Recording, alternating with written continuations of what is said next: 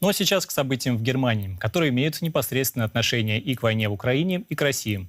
Накануне в Берлине в Бундестаге заслушали отчет Комитета по работе немецких спецслужб. Выяснилось, что во всех 3 спецслужбах Германии наибольшей угрозой безопасности страны была названа Россия.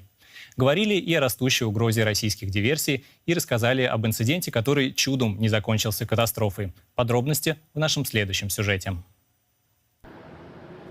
Это штаб-квартира Федеральной разведывательной службы Германии в центре Берлина. Раз в году ее глава вместе с руководителями еще 2 немецких спецслужб отчитывается перед парламентом и общественностью. В этом году все 3 немецкие спецслужбы назвали Россию главной угрозой безопасности Германии. Кремль рассматривает Федеративную Республику Германия в качестве противника. Как второй по величине помощи союзник Украины, мы, по мнению Москвы, однозначно являемся страной конфликта. Хотим мы этого или нет, мы находимся в состоянии прямого конфликта с Россией. Путин уже давным-давно объявил нас врагом.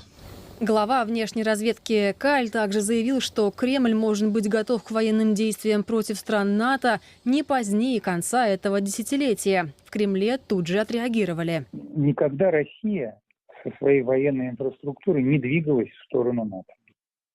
Всегда был процесс наоборот. Однако власти Германии фиксируют усиление активности российских спецслужб. Вице-председатель комитета Бундестага по контролю за деятельностью спецслужб Родерих Кизеветер заявил, что российская военная разведка ответственна за ряд диверсий в Европе. Один из таких инцидентов связан с возгоранием посылки в логистическом центре DHL в Лейпциге незадолго до погрузки в самолет. Разведка подозревает, что за этим стоит Москва. Глава комитета Бундестага по контролю за спецслужбами Константин фон Ноц заявил, что ожидает полного и всестороннего расследования. Если подозрения подтвердятся, и это действительно целенаправленная акция саботажа, то мы имеем дело с крайне драматическим и серьезным инцидентом. О диверсиях на этой неделе говорила и Мартина Розенберг, глава службы военной контрразведки Германии. Мы фиксируем усиление полетов дронов над военными объектами и объектами критической инфраструктуры. Что касается военных объектов, то рост полетов дронов однозначно происходит в контексте поддержки Бундесвером украинских вооруженных сил. Между тем, бывший президент Федеральной разведывательной службы Германии Герхард Шиндлер выразил недовольство чрезмерной бюрократией и контролем, что, по его мнению, делает немецкую разведку менее эффективной. Нам, наконец, нужна перемена эпох и для разведывательных служб с большим финансированием, большим количеством сотрудников, большими правовыми полномочиями и с большим доверием.